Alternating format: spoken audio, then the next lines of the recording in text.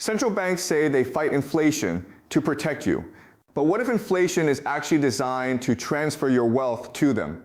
Everyone knows the official story. Central banks monitor price levels, adjust interest rates, and manage monetary policy to maintain price stability for the good of the economy. But if they're really protecting you, why do your savings lose value while asset prices soar? When inflation rises, they take action to bring it back down to protect consumers from rising prices and preserve purchasing power. But there's something that doesn't quite add up. Why do asset prices keep inflating while central banks claim to be fighting inflation? Why do the wealthy get richer during inflationary periods while working people get poorer? The inflation game works by using different measures of inflation for different purposes. While central banks focus on consumer prices that affect working people, they simultaneously inflate asset prices that benefit wealth holders. This creates a wealth transfer mechanism disguised as economic policy. If this kind of monetary manipulation disguised as public service interests, subscribe to Prof. Jong Explained and share this video with someone who's confused about why their savings lose value while billionaires get richer during inflation. They need to understand the game being played with their money. The system creates two completely different experiences of inflation depending on your relationship to assets versus labor. When central bankers talk about managing inflation, they mean different things for different economic classes. For working people, inflation means rising costs of necessities: food, housing, energy, healthcare.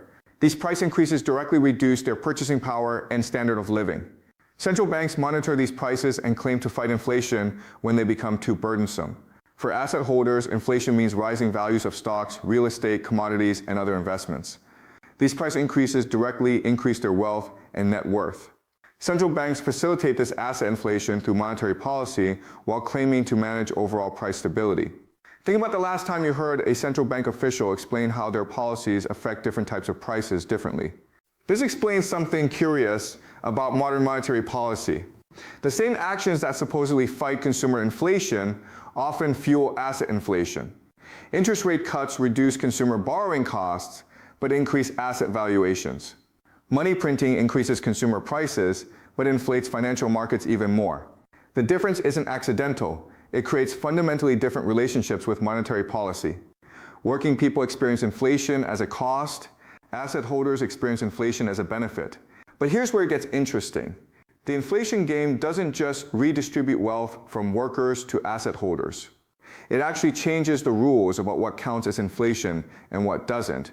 Consumer price inflation gets measured, monitored, and managed because it creates political pressure. When food and housing costs rise rapidly, people demand action from their representatives. This makes consumer inflation politically costly for central banks to ignore. Asset price inflation rarely gets the same attention because it benefits people with political influence rather than creating pressure for policy changes. When stock markets or real estate values double, this is often celebrated as economic growth rather than criticized as inflation. This selective attention to different types of inflation allows central banks to appear concerned about price stability while facilitating massive price increases in asset categories that most people don't own. The psychological appeal of this arrangement is that asset holders feel like they're benefiting from good investment decisions rather than from monetary policy that redistributes wealth in their favor. But the inflation game becomes more complex when we examine how central banks communicate about their dual mandate. Most major central banks officially aim to maintain both price stability and full employment, but these goals often conflict in ways that reveal the true priorities. When consumer price inflation rises, central banks typically respond by raising interest rates to slow economic growth and increase unemployment. This fights consumer inflation by reducing worker bargaining power and suppressing wage growth. When asset prices decline significantly, central banks typically respond by lowering interest rates to stimulate economic growth and support financial markets. This fights asset deflation by encouraging risk-taking and increasing investment demand.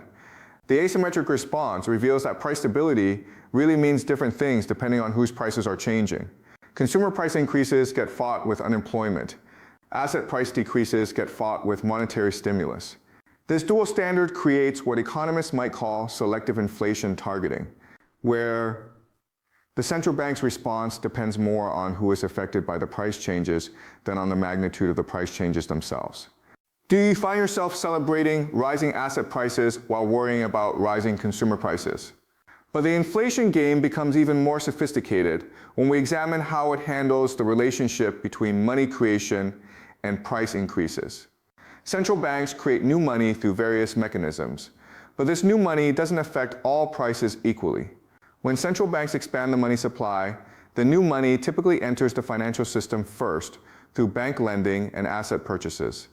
This means financial assets receive the new money before consumer goods markets do. By the time the new money affects consumer prices, asset prices have already captured much of the monetary expansion. Asset holders benefit from the early price increases while consumers eventually face the delayed price increases. This timing difference creates what economists call the Cantillon effect.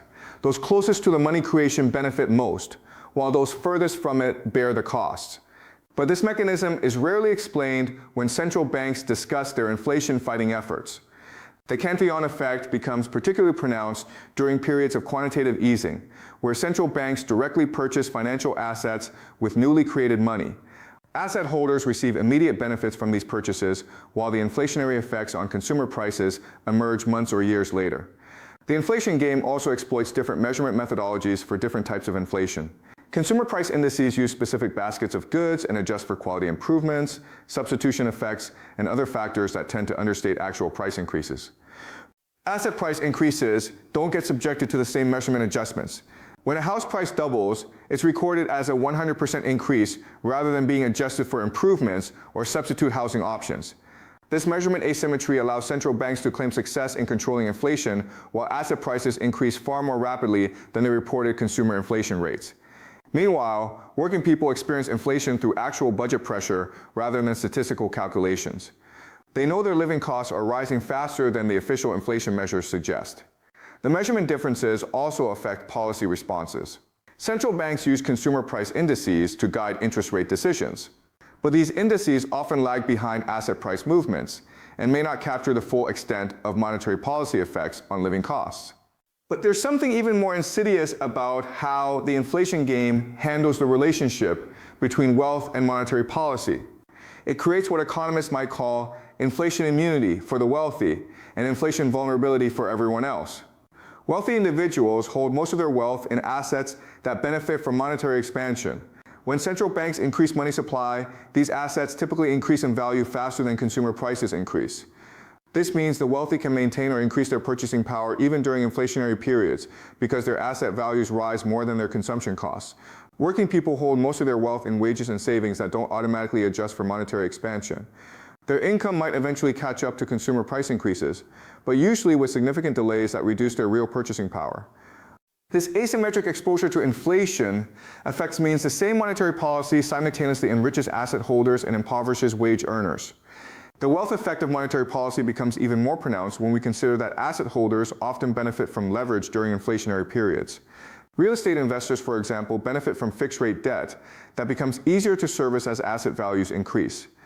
Meanwhile, workers typically experience inflation as increased debt burdens relative to their income, making credit cards and other variable rate debt more expensive during inflationary periods. How often do you hear central bank officials explain how their policies differently affect people with different types of wealth? The inflation game also creates what we might call policy justification laundering. Central banks can pursue policies that benefit asset holders while claiming these policies serve broader economic purposes. When central banks cut interest rates to inflate asset prices, they justify this as stimulating economic growth, supporting employment, or preventing deflation. The asset price inflation becomes a side effect rather than the primary goal. When central banks resist raising interest rates despite consumer price inflation, they can claim they're supporting economic recovery or avoiding recession. The continued consumer price increases become acceptable collateral damage rather than policy failures. This justification laundering allows central banks to serve asset holder interests while maintaining public legitimacy through economic growth and stability narratives. The policy justification also exploits different time horizons for evaluating success. Asset price increases provide immediate evidence of policy effectiveness, while employment and growth benefits take longer to materialize and may never offset the consumer price inflation costs. But the inflation game becomes particularly sophisticated when we examine how it handles different time horizons for different economic classes. Monetary policy affects asset prices immediately, but affects wages and consumer prices with significant delays. Asset holders benefit from immediate monetary policy effects because financial markets respond quickly to central bank actions.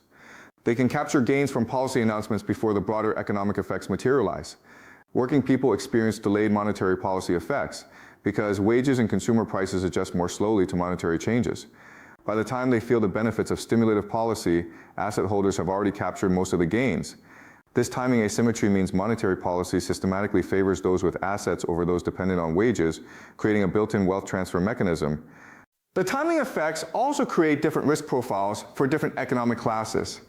Asset holders can often liquidate positions quickly if monetary policy changes direction, while workers are locked into wage contracts and employment relationships that adjust slowly to policy changes. The inflation game also exploits what psychologists call salience bias in how different groups perceive monetary policy effects. Asset price increases feel like investment success rather than monetary inflation to those who benefit from them. Meanwhile, consumer price increases feel like economic hardship rather than monetary policy effects to those who experience them. This differential perception allows the same underlying monetary expansion to generate positive feelings among asset holders and negative feelings among workers. The perception gap makes it politically difficult to challenge monetary policies that create these asymmetric effects because the beneficiaries don't see themselves as benefiting from redistribution, while the losers don't necessarily understand the monetary policy origins of their economic difficulties. The salience bias also affects how different groups interpret economic news and central bank communications. Asset holders focus on financial market indicators and monetary policy signals, while workers focus on employment data and consumer price information. But perhaps the most crucial aspect of the inflation game is how it handles the relationship between financial stability and wealth concentration. Central banks justify asset price inflation as necessary for maintaining financial system stability. When asset prices decline significantly, this threatens the solvency of banks and financial institutions that hold these assets. Central banks respond with policies designed to support asset prices to prevent financial system collapse. But when consumer prices rise significantly, this doesn't threaten financial system stability in the same way. Working people can't force policy changes by threatening to collapse the financial system. This asymmetric systemic importance means central banks have strong institutional incentives to prioritize asset price stability over consumer price stability, regardless of the wealth distribution effects. The financial stability justification also creates moral hazard problems, where asset holders take excessive risks, knowing that central banks will support asset prices during downturns, while workers bear the inflation costs of this asset price support without receiving similar protection for their wages. Can you think of times when central banks prioritize preventing asset price declines over preventing consumer price increases? The inflation game also creates what economists might call expectation management asymmetries. Central banks communicate extensively about their commitment to price stability, but this communication focuses primarily on consumer prices rather than asset prices. When asset prices rise rapidly, central banks rarely express concern about asset price inflation or suggest policy changes to moderate these increases. Asset price increases are typically attributed to economic fundamentals rather than monetary policy. When consumer prices rise rapidly, central banks express concern and suggest policy responses. Consumer price increases are typically attributed to monetary factors that central bank policy can address. This asymmetric communication creates different public expectations about what central banks should and will do about different types of inflation. The expectation management allows central banks to appear responsive to inflation concerns while avoiding responsibility for the asset price inflation that benefits wealth holders. The communication strategy also affects how different groups plan for the future. Asset holders receive implicit signals that their wealth will be protected through monetary policy, while workers receive explicit warnings about the cost of consumer price inflation. But there's yet another dimension that makes the inflation game particularly effective in modern economies. Globalization has changed how monetary policy affects different types of prices in ways that benefit asset holders relative to workers. Asset markets are increasingly global, so monetary expansion in major economies inflates asset prices worldwide. Asset holders can benefit from monetary policy in any major economy regardless of their location. Labor markets remain more national and local, so monetary expansion primarily affects wages in the country where the policy occurs. Workers can't easily benefit from monetary policy in other countries This globalization asymmetry amplifies the wealth transfer effects of monetary policy because asset holders can capture benefits from global monetary expansion while workers are limited to domestic policy effects. The global dimension also allows central banks in major economies to export some of the consumer price inflation effects of their policies to other countries while retaining the asset price inflation benefits domestically. The inflation game also exploits what economists call policy coordination failures between different economic authorities. Central banks control monetary policy, but don't control fiscal, regulatory, or trade policies that affect inflation. When consumer price inflation emerges, central banks can blame fiscal deficits, regulatory constraints, or trade disruptions, rather than taking responsibility for monetary policy contributions to inflation. When asset price inflation emerges, other authorities typically don't have tools to address asset prices, leaving monetary policy as the only relevant authority. But central banks rarely use their tools to reduce asset price inflation. This policy fragmentation allows central banks to avoid responsibility for consumer price inflation while maintaining the tools most relevant for asset price inflation. But the coordination failure also means that monetary policy operates in isolation from other policies that might address the distributional consequences of inflation, allowing wealth transfer effects to persist without institutional checks. The inflation game ultimately works because it tells different groups what they want to hear while creating wealth transfer mechanisms that most people don't recognize. Asset holders hear about the importance of financial stability, economic growth, and preventing deflation. These goals justify monetary policies that increase their wealth. Workers hear about the commitment to price stability, employment support, and economic recovery. These goals seem to justify the same monetary policies even when they reduce workers' purchasing power. The system succeeds in making wealth redistribution through monetary policy seem like economically neutral, technocratic management, rather than politically consequential resource allocation. But the game requires that most people don't understand how monetary policy creates these asymmetric effects. If workers understood that asset price inflation comes at the expense of their purchasing power, they might demand different monetary policy approaches. Meanwhile, asset holders benefit from the current system precisely because it's not widely understood as wealth redistribution, allowing them to capture benefits without political backlash. The inflation game represents one of the most successful mechanisms for transferring wealth from workers to asset holders while maintaining the appearance of economically neutral policy designed to benefit everyone. It allows central banks to serve asset holder interests while claiming to serve broader economic stability goals, ensuring that monetary policy systematically favors wealth concentration rather than broad-based prosperity. But perhaps the most remarkable aspect of the inflation game is how it's convinced people that there's only one type of inflation worth measuring and managing, when in reality, there are multiple types of inflation with very different distributional consequences.